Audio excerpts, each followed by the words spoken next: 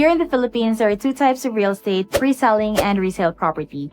A pre-selling property refers to a home or a condominium or lot that is sold before construction is completed, or most times even before it starts. While a resale property is like a home or a condo that has already been built and is being sold by its current owner.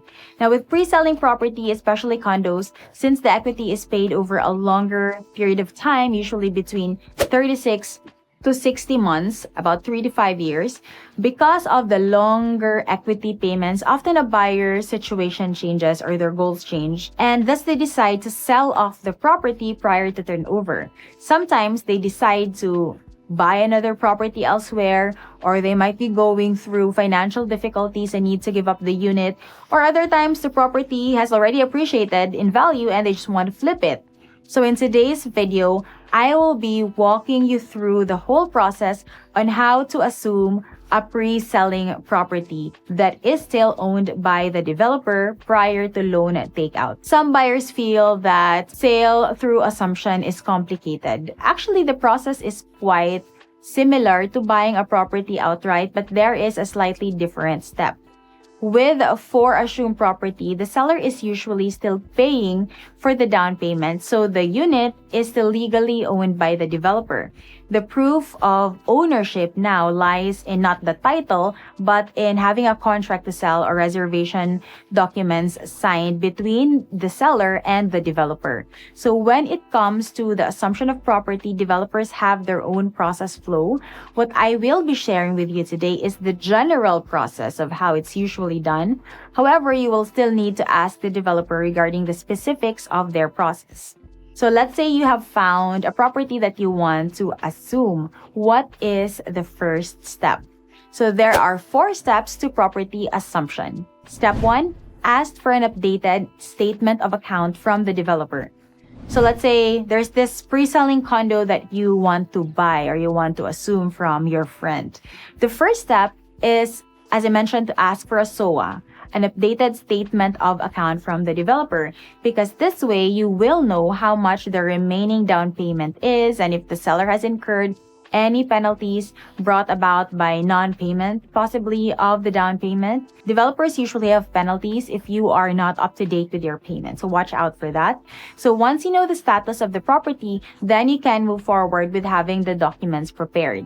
Step number 2, prepare the closing documents. So the documents that need to be signed are just usually 2 documents: the deed of assignment and contract to sell. So since this is a for sale through assumption instead of a deed of absolute sale, what you will be signing with the seller is a deed of assignment. So a DOA basically states that the seller is assigning all his rights to the property to the buyer, and then there will just be a contract to sell to detail the terms of the sale. Step number 3 is to meet for closing. So you set a meeting between the buyer and the seller to sign the closing documents. The buyer pays the down payment. So if the down payment is not yet fully paid sa developer na side, the developer will usually require the seller to fully pay it prior to approving the assumption of the new buyer. So documents for signing during closing are deed of assignment and contract to sell. The buyer will need to prepare the down payment either in cash or manager's check. So for safety, we recommend manager's check so you won't be bringing cash around. And then the last step is to submit the requirements to the developer.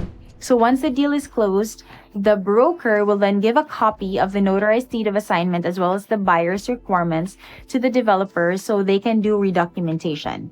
Now, what are the requirements that the buyers need to submit? Since this is an assumption, the developer will treat it like a new reservation. This means that the buyer will need to comply with the developer's standard reservation requirements and fees. So standard reservation requirements are usually 2 valid IDs with 3 specimen signatures, proof of TIN, filled up buyer info sheets. And then other developers might require additional documents such as letter from seller requesting for assumption to the new buyer, proof of income, marriage certificate, birth certificate, and SPA to buy for OFWs. Now, what are the fees that need to be paid? So there are standard fees during reservation that need to be paid, and during assumption, there will also be another set of fees that developers require. They may differ depending on the developer, but the usual fees are: first, we have redocumentation fee, and then second, reservation fee. Redocumentation fee is the fee for the transfer of all the documents from the seller to the new buyer. So there's usually a fee for that, and the amount will vary depending on the developer. Some developers charge 5,000, others charge up to 300,000. So Cebulan Masters, the redocumentation fee is 100,000.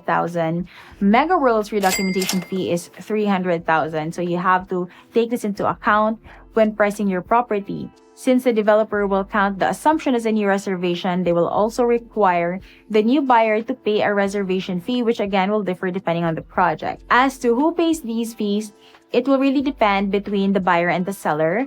For us, when we had our pre-selling unit in Vilmiro Uptown assumed, we already included all the fees in the assumption price. So the buyer won't have to think about other fees anymore. Isa na lang yung babayaran niya. They will just need to think about the assumption fee as a whole, and nakatak in na lahat ng other fees dyan.